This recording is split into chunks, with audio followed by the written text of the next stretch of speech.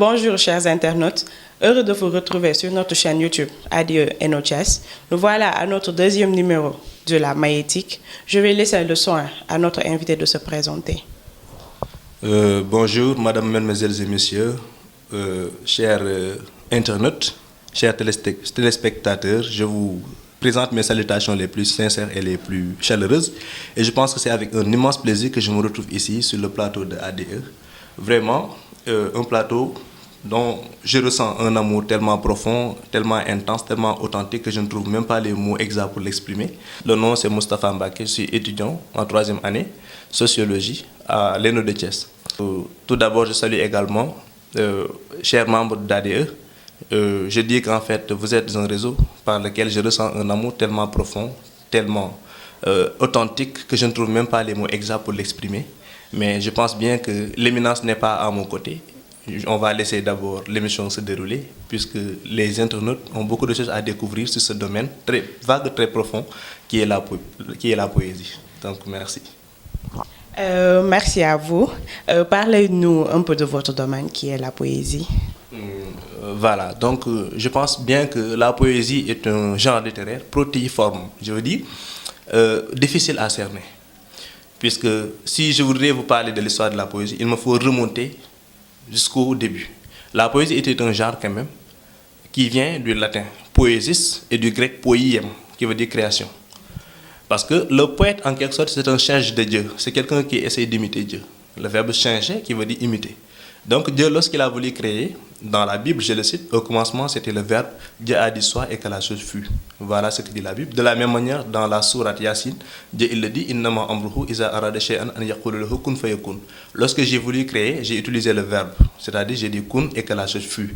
De la même manière que le poète également, si on remonte à l'étymologie qui veut dire création, poésis, poiem du grec, alors création, le poète également, lorsqu'il a voulu créer, il ne l'a pas fait sur ex nihilo, mais il va utiliser également le verbe pour créer. Donc la poésie, tout d'abord, retenez que c'est une création. Mais au début, c'était chanté par des groupes, ce qu'on appelle les troubadours et les trouvères. C'est eux au moins qui faisaient de la poésie. C'était des gens très éloquents, qui avaient le pouvoir du verbe, qui savaient également jongler avec les mots, parce que le poète est un jongleur des mots, c'est un orfèvre du langage, c'est ça.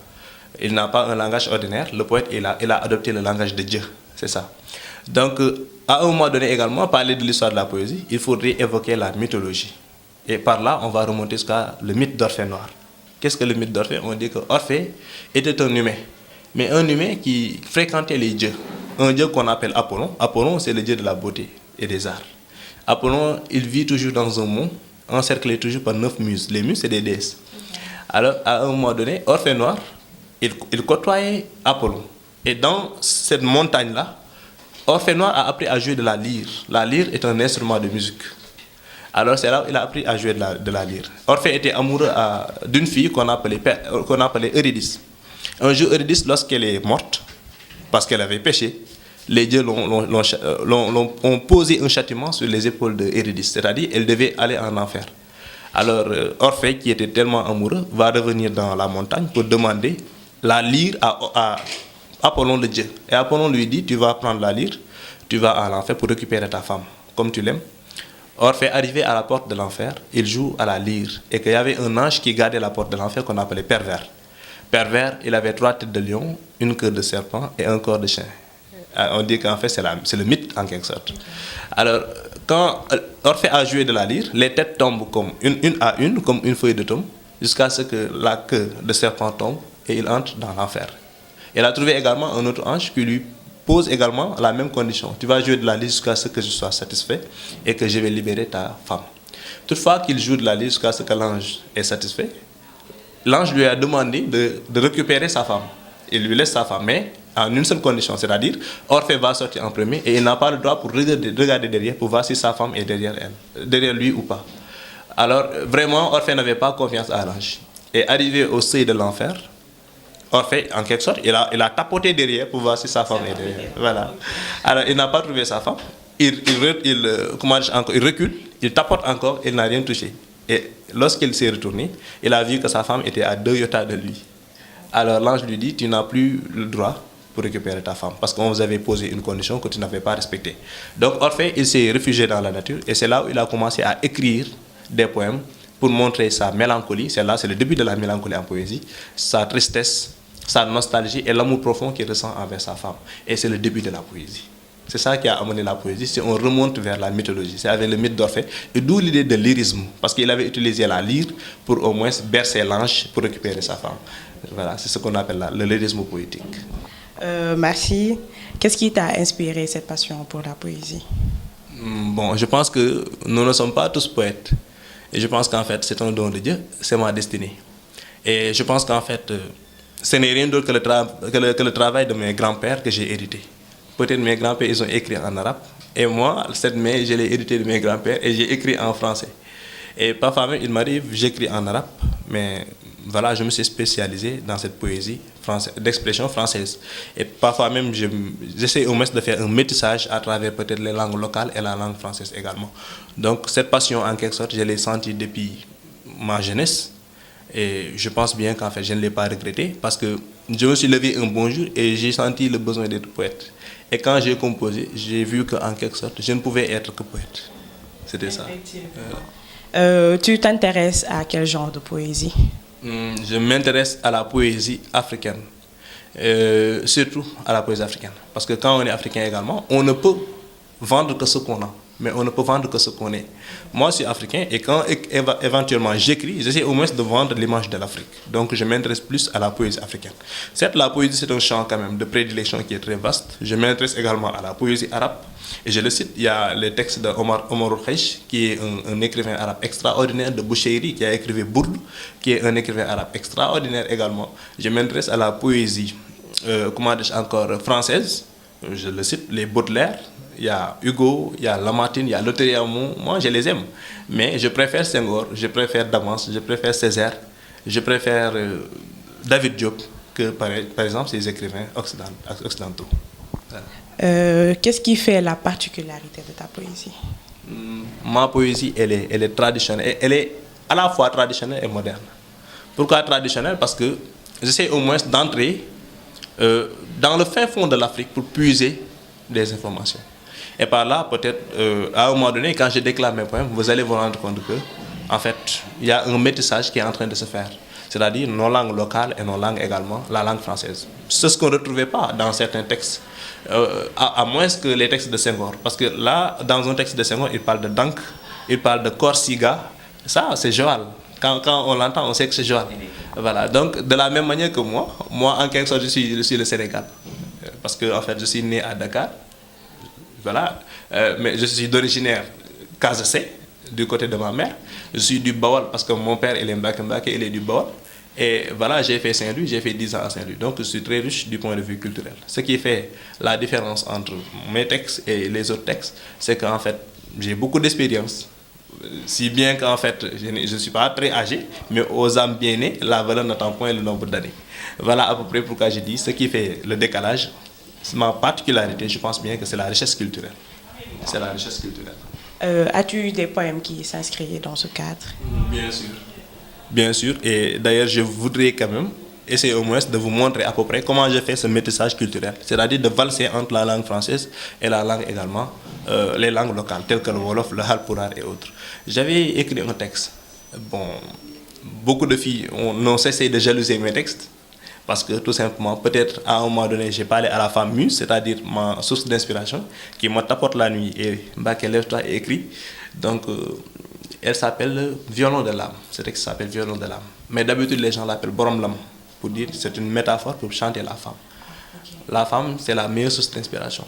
Et par là, j'ai dit, plus belle que la reine de Saba, femme noire comme la Kaaba. Tes mains douces sur mes épaules dégagent la fraîcheur des pôles, que les traits sur ton cou bandent mon cœur de bout en bout. Je suis jaloux de l'eau qui te caresse dans ton bain et de tes tenues qui reçoivent tes coups de rein. Femme souple comme arc, écoute ma belle, me dit la bac, ce mon est jack, ce mon fit ne reste n'a ben le gnac. Ô femme, pour toi je serai plus dinde qu'un dindon.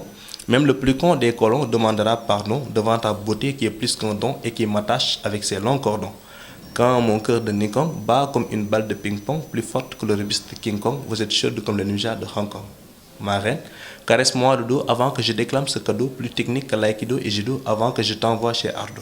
Ma reine, je ne cesserai de la cagne car je ne sais pas où est cagne, tu soigneras ce cœur qui saigne. baigne dans le sang de ton damel teigne.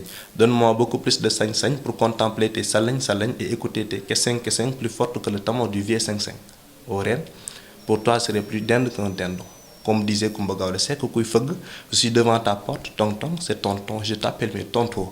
Ouvre ton cœur à ton mose et dents et berce-moi comme le bœuf d'un tonton. Mais dès que le tamon de ton cœur fera rondon, je me réveillerai pour te dire, borom lam, guidelam. Daram, laram, miyimima bandam, gollema ko jamjam, yadduma ko jamjam, billahi anwani djewe jam. Borom lam, je t'apporterai l'or du ngalam, moi jeli joint de mon khalam, accompagné des battements de tam-tam, amanam, antam. Danse, la danse nubile des filles amoureuses, danse la cadence que dansent les filles du fleuve.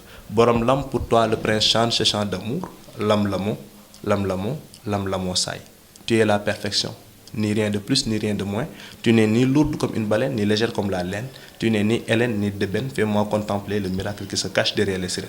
Quand la géographie de ton corps trace ses diagrammes, contempler ma sirène devient mon programme. Je te serre dans mes bras comme Samba Diabaré et Khalam, armé Khalam, Guidelam, encore Kosam Kaddam. Donc ça, c'est de la poésie. C'est de la poésie. Voilà. Et y a-t-il combien de langues dans ce poème? Y a pratiquement 3 langues. Okay. Oui, en fait, français, alpulaar et wolof. Voilà, c'est ça. Vous avez commencé à écrire à quel âge? J'ai commencé à écrire à l'âge de 14 ans. Assez jeune. Ah oui, assez jeune. Et ce qui était bizarre, c'est que je faisais des vers, je composais des vers, je les rimais. Et je ne savais même pas que c'était... Je n'ai pas encore appris la versification en ces mots. Et pourtant, j'écrivais des vers qui respectaient les règles de la versification. C'est ce qui était bizarre. Oui. Quel est vos premiers thèmes? En ce moment-là, quand je rêvais quelque chose, je me levais et je l'écrivais. Je me rappelle le premier thème, j'ai rêvé d'avoir un enfant. Et pourtant, jusqu'à présent, je ne suis pas marié et je suis sans enfant. Voilà, je le dis. Ni de femme, célibataire et sans enfant. Et pourtant, j'avais écrit d'avoir un fils et j'ai composé un texte qui s'appelle Mon enfant. Et c'est le premier thème. Le second, je l'ai écrit à mon grand-père, chez Ahmed Bamba, et c'était en Wolof. C'était un tarif. Voilà. Vous avez composé combien de poèmes? Pour l'instant, j'ai écrit 349 poèmes. 349. Oui. Ça fait beaucoup. Ça fait beaucoup, oui. Parce que Victor Hugo, déjà, comparé à Victor Hugo, parce que lui, en fait, on dit que c'est le meilleur poète de tous les temps. Moi, j'ai dit non, j'ai dit niet. Ah oui. Vous avez le droit. Oui, c'est-à-dire, modeste que je suis et sceptique que je suis ne me permet pas de dire que Victor Hugo est le meilleur poète. Parce que je ne suis pas le meilleur poète. Il y a des poètes qui sont meilleurs que moi. Et je peux citer M. Mango, qui est professeur au lycée Amérindiak Daksek. Il y a également l'homme Hugo, qui a vraiment une plume apocalyptique. Mango, qui a une plume dangereuse. Et il y a également Mohamed Sow, qui est un ami. Il a une plume extraordinaire. Alors, ces gens-là, en fait, quand tu fais avec eux, moi, je ne peux pas accepter que Victor Hugo est le meilleur poète. Parce qu'il a commencé à écrire les Contemplations. Il y a ces 6 livres répartis en 11 000 vers. Et ça compte 158 poèmes, les Contemplations, en tout. Il a composé, c'est de 1830 à 1855. Et il a publié en 1856. Donc, ça fait 25 ans. 25 ans. Et il n'a écrit que 158 poèmes. Moi, j'ai commencé à écrire à 14 ans, pratiquement. Je n'ai même pas fait 15 ans d'écriture. Et j'ai fait 349 poèmes. Les courses vers, si je prends tout simplement 158 poèmes, comme Victor Hugo, je touche les 12 000 vers. 12 400 vers. Donc, lui, en 158 poèmes, il n'a fait que 11 000 vers. Et moi, en 158 poèmes, je n'ai fait que 12 400 vers. Donc, je vaux mieux que lui. Y a-t-il une différence entre un poète et le sens commun? Oui, il y a une grande différence même entre le poète et le sens commun. Le poète, il n'est pas un sage. Il n'est pas sage. La poésie, c'est le domaine du cœur. Alfred de Musset, il le dit. Il dit, frappe-toi le cœur, c'est là où se trouve le génie. Et de la même manière que Blaise Pascal, il dit, le cœur a ses raisons que la raison même ne connaît même pas ou ignore. Donc, c'est une sorte d'enthousiasme, une intuition qui anime le prophète. Moi, je dis que faire de la poésie, c'est comme si vous êtes animé par une certaine prophétie. C'est pas de la prophétie, mais quand même, c'est un peu de la prophétie. C'est-à-dire, c'est une chose qui vient de Dieu. L'inspiration, ça émane de Dieu. Parce que nous sommes inspirés par l'astre. L'astre, c'est le Seigneur. Nous sommes inspirés par la femme. La femme, c'est le Seigneur. C'est le laboratoire de Dieu. Nous sommes inspirés par la nature. La nature, c'est Dieu. Nous sommes inspirés par l'eau. L'eau, c'est Dieu. Nous sommes inspirés par le vent. Le vent, c'est Dieu. Donc, c'est pourquoi je dis que faire de la poésie, c'est être animé par une certaine prophétie. C'est pourquoi le poète n'est pas une personne ordinaire. Moi, je l'avoue.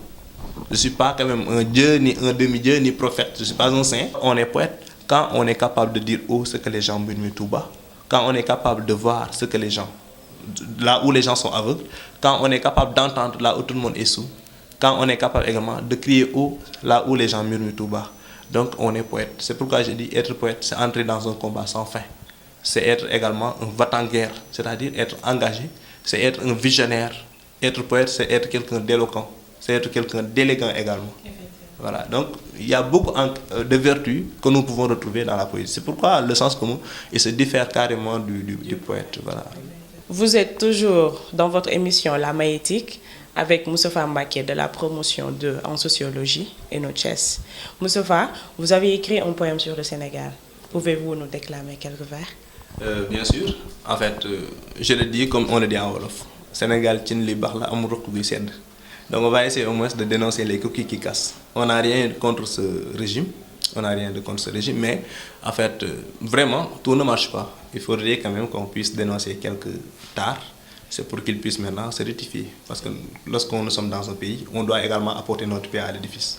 Et comme je n'ai que ma voix confidentielle et avec une plume, j'essaierai au moins de dire ce que je ressens pour ce pays. Voilà, donc dans ce texte, je dis, le Sénégal a fait un bond en arrière car toute l'Afrique nous laisse derrière. Le Sénégal est transformé en cimetière, encerclé par des lames de rivière. Nous ne sentons pas ton existence après 58 ans d'indépendance. Nous sommes toujours un pays de carence qui attend sa mort pour rêver l'émergence. Où sont passés tous nos présidents qui ne faut que montrer leurs dents pour bavarder avec le camp perdant? Là, notre échec est plus qu'évident. Si notre pays n'est pas en bon état et que tout le monde se base sur l'État, nos ventres seront vides et plats et nos cœurs créeront des attentats. Le Sénégal est détruit par des cancres, semble à des monstres buveurs d'encre, capables de mentir pour convaincre, mais je ferai tout pour vous vaincre. Car où sont passés tous nos millions qui sont dévorés par millions et nos problèmes sans solution dévoilent la course de corruption. Les universités sont transformées en champs de bataille où ils brûlent la vie des étudiants comme la paille. Si vous faites semblant d'ignorer ces détails, je me demande c'est quoi votre travail. Et là, je suis désolé, mais c'est le cas de Fallou Sène, c'est le cas de Mamadou Diop, c'est le cas de Balla Gaye et beaucoup d'autres, Bassirou Faye et autres. Je suis désolé, mais les universités d'aujourd'hui, c'est des champs de bataille. Qui reposent en paix. As-tu un message pour les jeunes entrepreneurs? Bien sûr, bien sûr. Moi, je pense que le développement, d'abord, commence sur soi-même. Gandhi, il dit, soyons nous-mêmes le changement de notre pays. Donc, c'est à nous de changer l'image de notre pays. Étant un jeune entrepreneur, on doit tendre la main aux autres, c'est-à-dire tendre la perche aux autres. On doit être un leader. Et le leader est ce que le soleil est au ciel. Le leader dans un pays est ce que le berger est au troupeau. C'est un guide, il doit guider le pas du peuple. Donc, pour les jeunes entrepreneurs, essayez au moins de s'ouvrir à la société, donnent le meilleur de ce qu'ils ont et ils verront que le Sénégal seront ce que nous en ferons. Et en quelque sorte, si le pays, par exemple, avance, c'est pour nous tous. Et si le peuple également recule, c'est pour nous tous. Donc, je pense qu'il serait vraiment une honte d'être dans un peuple et de ne rien faire pour le peuple. Kennedy, il dit, avant de se demander ce que le pays a fait pour vous, dites-toi ce que tu as fait pour le peuple. Donc, on doit également dire ce qu'on a fait pour le peuple et ne point attendre quelque chose du peuple. Voilà à peu près ce que je dis aux jeunes entrepreneurs. Vos derniers mots? Voilà, mes derniers mots. Moi, je dis en quelque sorte que je rends un vibrant hommage à mon guide spirituel, cher Serigne Abdou Karim Mbacké. Et je pense qu'en fait, j'avais composé un peu de texte Wolof sur lui. Et là, je serais obligé de vous donner un peu de texte. Et voilà, je disais en fait que Mbacké jébbal naa la sama suux ba noppi jox la sama ruux may ma si leeri ndax ma guux ba man di guuxal waa jamono borom fukk ak ñaari soroor faalewul urus mbaa or dencoo si banque baa koppafoor Mbacké yaay kënsu jamono jërëjëf Serigne Abdou Karim. Machallah. Nous voilà à notre terme de notre émission. On vous donne rendez-vous très prochainement sur notre chaîne YouTube ADE Enochess. D'ici là, restez connectés et abonnez-vous à notre chaîne. Merci.